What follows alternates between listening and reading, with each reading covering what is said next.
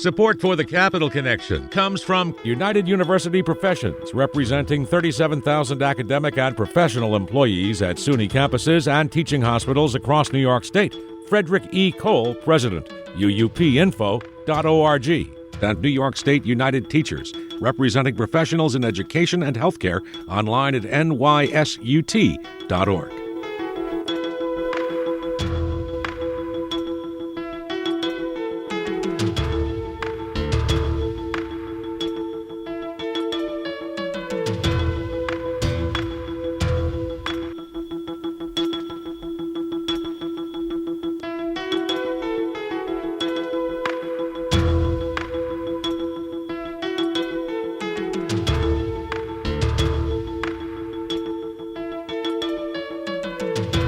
It's the Capital Connection. Hi, I'm Alan Chartock. Joining us this week is Sochie Nnaemeka, State Director of the Working Families Party. Welcome back, Sochie. Always a pleasure to have you with us. Delighted to be here. Okay, so let's start with the obvious question. What is the Working Families Party? Well, the Working Families Party is a grassroots, multiracial progressive party in New York State, founded in 1998, with the interest and intent to shift the state in a more pro-democracy, equity-driven direction. And so we started that by first trying to flip seats, red to blue, and really focused on delivering majorities in the state Senate and the Assembly. And as we've become a triple blue state, we're working to ensure that the Democrats who show up in Albany and in Washington, D.C. are working families Democrats. They're Democrats who are aligned with the people's interests, not the interests of the wealthy few. And we do that through organizing, through endorsing and running strong working families candidates up and down the state, and try to deliver a legislative agenda that ensures that everyone in the state can live with dignity and thrive. So, Sochie, it sounds to me like you're sort of Democrats, but you're working families. What's the difference? Well, we're aligned with the Democratic Party, in particular here in New York State, where the most active contests happen in the primary, and it's in our intent and our goal to ensure that the most progressive candidate comes out of the primary and then therefore goes to lead in Albany or in Washington, D.C. I think as we're seeing the extremism and the divisiveness of the Republican Party, there's no question that Democrats are better served to lead in our state. And so we're working both inside and outside the Democratic Party to ensure that their agenda reflects where the people are. But we believe that we need a separate vehicle because there are real structural deficits and impediments in the big tent of the Democratic Party that goes all the way from, fossil fuel companies to, young people. And so we do believe that people deserve a party in which their values are not disconnected from the path to win. So who are you? Who is Sochie? And how did she get to be the head of this operation? Well, I'm a born and raised New Yorker. My parents are Nigerian immigrants who came in the 70s and 80s. Raised us in the Bronx and then Westchester County. I'm a longtime organizer. I, went to university and got really swept up in the labor movement. Cafeteria and custodial workers at my university were an active labor force, and I learned how to organize through knocking on doors, through house visits, through sitting in packed churches with people collectively trying to create a vision for a world that works for all of us. I then went and organized casino workers. I did, elections in Connecticut, from Senator Chris Murphy's election to Mayor Tony Harp's election. And I went to law school to learn how labor law could really empower and embolden working people. I was proud to be able to come back to my home state where I'm raising my almost 6-year-old and really build a political home that I did not have growing up, where people like me were, children of immigrants or new immigrants or young people or Black women are not the first doors that get knocked on generally in elections, are not the voters that are the most chased after for our involvement. I want to build a political party that was seeking to level the playing field and to reinvigorate our politics here in New York. I've been doing this for 3 years, and it's pretty fun. What makes you angry? There are things. I mean, I think exploitation, absolutely exploitation. I think racial division, which also breeds on exploitation. And what we're seeing in particular during the pandemic, the rabid profiteering that we saw of corporations who are really doing quite well on the backs of working people, whether it's Amazon, whose service became essential during the pandemic, but whose workforce was completely shunted and uninvested in, whether it's the fact that street vendors or undocumented workers helped move us through this pandemic and then were left out of relief until the excluded workers fund, whether it's home health aides who are taking care of our workforce and fundamentally are not invested in. So the exploitation that we see in our economic and political system that we're really trying to address, I think keeps me going because we know it does not have to be this way. So tell us a little bit about your personal history and how you, Sochie, got involved in this to the point where you're leading this effort. Well, I think that, I've had a lot of experiences that have really deepened my commitment and my belief in collective action, whether it was organizing in university or, I worked as a casino cocktail waitress in Miami after graduating right at the height of the recession when so many of my classmates and peers were really looking for work and not understanding how the last generation chose to bail out banks, but left our families, really struggling. And I knew that I felt most strength and most comfort and belief in humanity when I am in lockstep, shoulder to shoulder with other people pushing together for something meaningful. And so my experience organizing with myself and my coworkers in a casino in the belly of the beast in Miami, Florida, just filled me with such hope and belief that when everyday ordinary people are invested in, when they know that someone has their back, so much becomes possible, and we can actually take control of our destiny. But we can't do that alone, and that is what has always propelled me in my personal life, in my work life, and fundamentally in the work of the Working Families Party, which is together we can do anything. Divided, we're on the menu. So let's do something big together. So, Sochie, what did you learn as a cocktail waitress? Oh, I learned that there's a lot of pain in this world, right? Both from our customers who came in, who were battling all sorts of addiction, from our customers who were facing foreclosure, who were dealing with immigration struggles, who were coming to the casino for a bit of relief, and then also then imparting some amount of harm and trauma on those of us who are serving them. So just this sense that, there is this collective trauma that, on both sides, the customers, the servers, the managers, I learned that, the enemy is not the visible person who's necessarily imparting harm on you, but that there are structural systems that are really making it impossible for most of us, to get by. I learned how to organize. I learned that I came out of college having studied feminist studies, having studied history,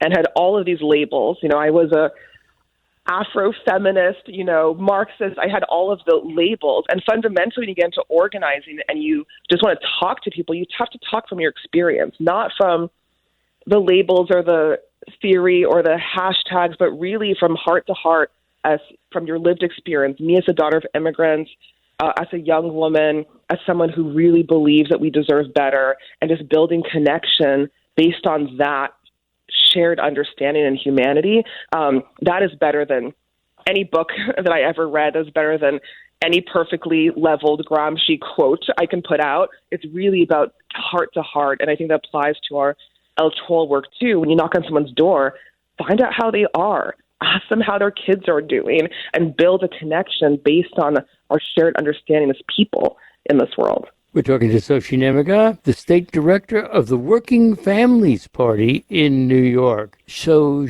can we count on the Working Families Party developing into something that is more than it even is now? Oh, I think we are really at a point and a place where it's clear how important and needed our party is, and that we only can grow from here, right? I think that, when I started this organization, I really want to ensure, when I started in this role, that we were really invested in building the grassroots, right? That our party was felt and seen in all corners of the state, and that everyday people know how to plug into our party. And so with our organizers, we've built 15 chapters since January 2020, from Ithaca and Syracuse, down to Queens, where people come together and do politics and do endorsements together. I think that's one big thing.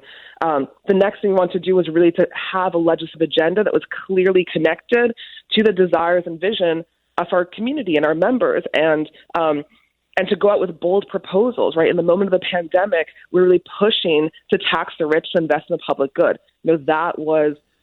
It's a boldly popular idea across the state. A majority of New Yorkers believe that we should make sure that the wealthy pay what they owe in taxes to invest in the public good. And so we set off to really lead a big campaign with our partners called Invest in Our New York that delivered record wins in New York State. And in this moment, we want to ensure that the Working Families Party helps put out an agenda that meets voters where they are and ensure that they know that government has their back. And so working with our partners in the legislature, that is our goal. Our goal is also to do a lot of base building in cities up and down the state, Syracuse, Utica, obviously New York City, Kingston, and really connect and toss out this false sense of this upstate, downstate divide, but really talk about shared ideals and shared goals. And so we are flexing. We believe that we need to grow. We want to grow if we want to deliver the kind of New York that we know working people need. And so we're always actively seeking out partners and seeking out opportunities to do that even more deeply. So, Sochie Nnaemeka, let me ask you this. How does the Working Families Party envision working with Governor Hochul now that she's won election as the first woman governor of New York? What are the key issues that progressives are expecting her to deliver on? We're relieved and fortified that Governor Hochul is going back to Albany. I think there is no doubt what a disaster these Zeldin have been for people across the state. And so in this moment, what we believe which was evident from the election, is that Democrats need to put forward a bold, progressive vision for the state, a path towards universal child care, a path towards health care for everyone, regardless of documentation status, regardless of employment status, which also is a deeply popular issue up and down the state across lines of difference. We believe that we have to insist that the ultra-wealthy and corporations pay what they owe in taxes, and that has to be on the agenda. And that New York must continue to lead with bold response to climate change, that we can have a real plan to decarbonize our economy, that we can have a real plan to ensure that frontline communities are made resilient and don't have to be terrified that each flood or each rainy day will become a deadly flood. Those are all imperative opportunities for us this year. I think the housing crisis really rises to the top for me, because we see that is a matter of utmost importance across all lines of difference, up and down the state. And that right now we're not leading with the urgency and the seriousness that ensures that all New Yorkers are adequately and affordably housed. And so that is an opportunity for us to really dig in. Housing, climate, addressing rising costs through universal child care, through universal health care, and just ensuring that government is accountable first and foremost to the people in the state. So how do you think the media is doing in your battle? Are they behaving well, or are they in fact part of the problem? Well, I think we see, a lot of great attention in the last weeks, really dissecting the political moment we're in. I know some people are talking about, finger pointing or blame game. I think in particular what we see with the media and what we're trying to do ourselves politically is to debrief results that we can ensure that we're not in the situation we're in again. These races this year, this governor's race, was way too close for comfort. And too many voters talked about not really being reached out to. And so I think the media has been really elevating some of these issues and flashpoints in a way that I think is important for us to dissect. On the other side of the spectrum, we saw the real dangerous, deeply political fear-mongering was coming from the Post, directly, explicitly in support of Lee Zeldin campaign. And I think that clickbait, fear-mongering rhetoric is so dangerous, so divisive, and so non-factual. I think that is a real concern and a real kind of impediment to democratic participation and conversation. And so we see that there's a spectrum of, media responsibility and behavior, and we have to address some of the bad actors for sure. Do you find that New York, well, to put it bluntly, is a racist state?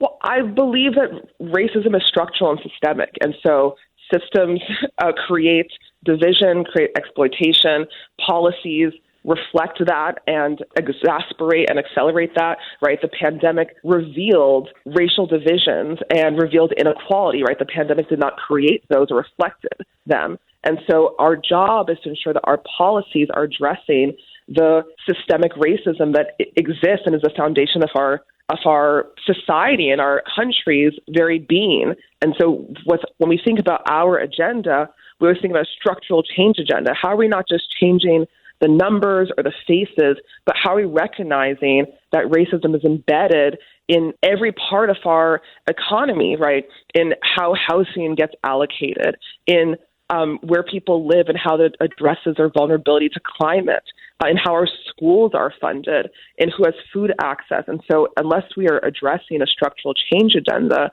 we are just kind of coding over what is very much deeply ingrained in our society. If you had your way in terms of who would lead the state of New York, what have you seen? I mean, have you seen Andrew Cuomo being successful and sort of being ousted? Who would you like to see leading the state? Well, I think what we see, which is quite powerful, is shared leadership that's coming from many different directions, right? The state Senate has really been moving forward with focus and clarity about moving us in a progressive direction, right? Ensuring that we have, justice in our criminal legal system, ensuring that we expand, universal child care, pushing for public financing in our campaign election. So, under the leadership of Andrea Stewart-Cousins, we've seen that movement. And then within her body, there are lots of fantastic leaders who are really leading. Senator Julia Salazar on criminal justice, Senator Jessica Ramos on child care and labor issues, Senator Zelnor Myrie on election law, right? So it's a leaderful conference. I think it's important to have those multiple points of leadership. In the assembly, we have fantastic leaders, Karina Reyes, who is a former nurse, right, who's leading in the assembly.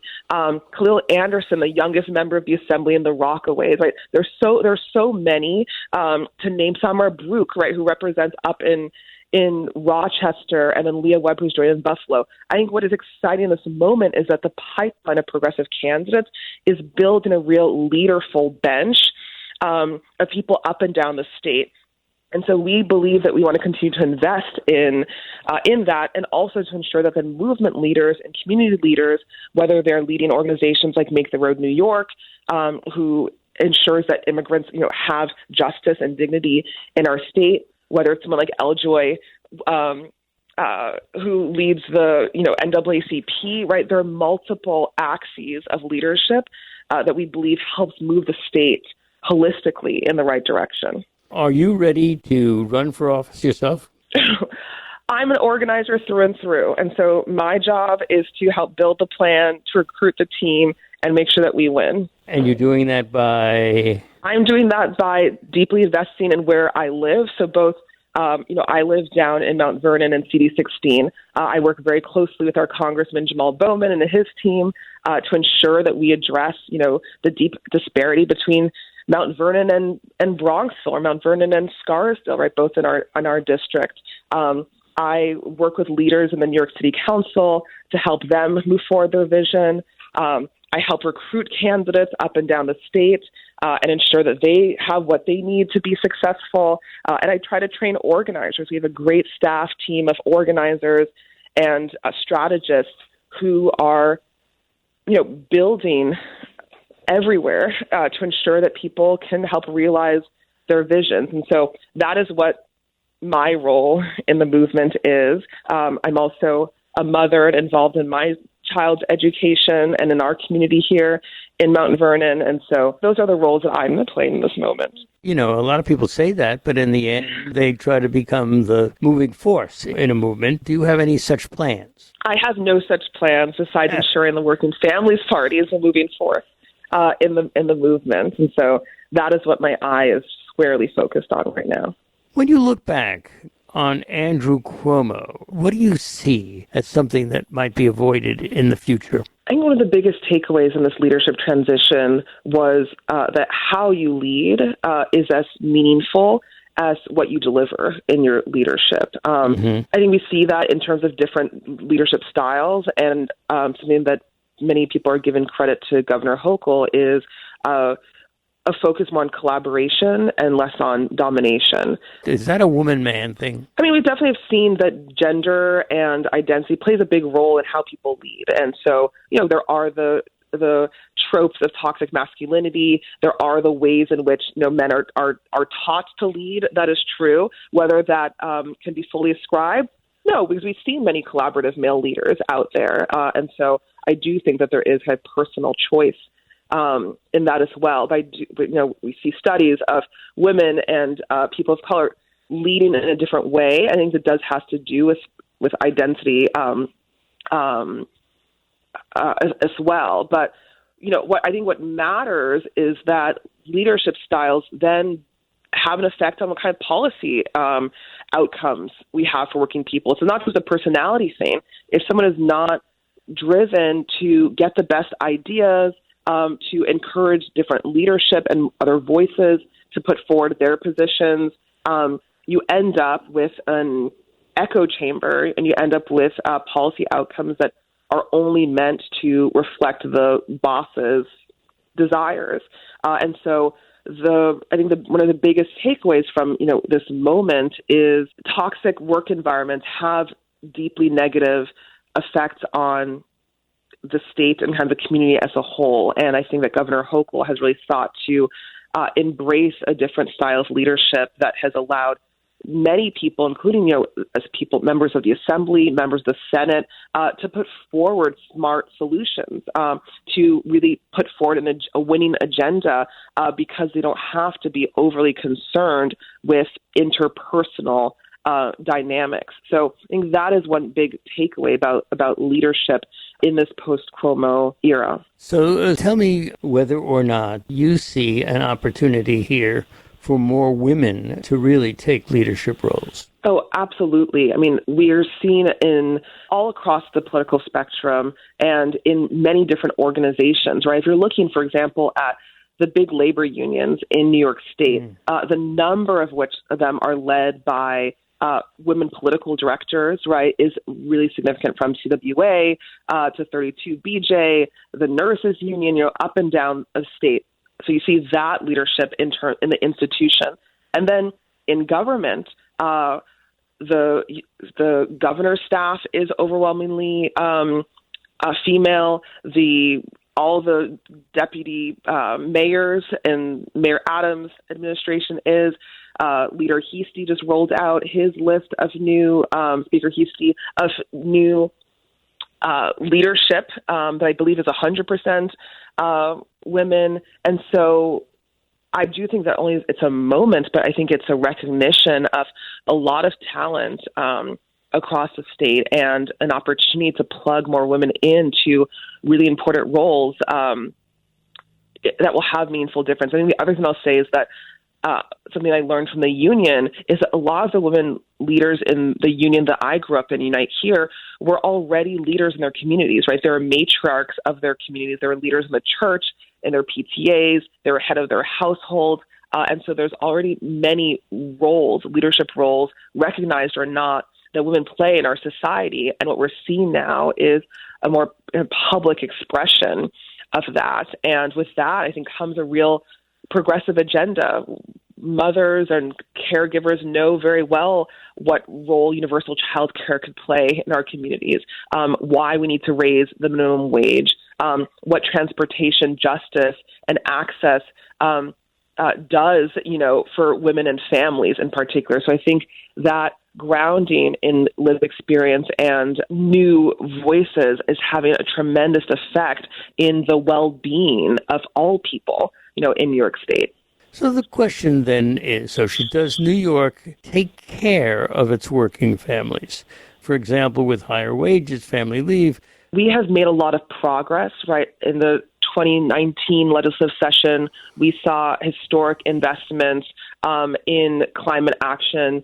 We saw the best tenant protections in the state. We invested in the criminal legal system. The campaign finance program was rolled out. What we need to do is implement and invest in a lot of those programs, right? We have a lot of the laws on paper. Now we have to really put the power of the budget behind them. We have to address the housing crisis. We have to address the eviction crisis, by ensuring that we have deeply affordable housing. Good cause eviction will address rising rents and ensure we can keep people in their homes. So I think good cause eviction is a bill that is popular and that will have effect up and down the state. And then we have to build more quality, affordable housing, right? We do have to build to ensure that we can meet the demand, that we can address our homeless crisis, and that, upstate where affordable housing often looks like a precarious relationship with a landlord on an unregulated property, we have to ensure that we're providing people with safe, affordable, dignified housing. We are out of time. Our guest has been Sochie Nnaemeka, the state director of the Working Families Party in New York. Sochie, you're terrific. Thank you so much for spending all this time with us, and we really appreciate it. Oh, it's always a pleasure, Alan. Thank you so much for having me.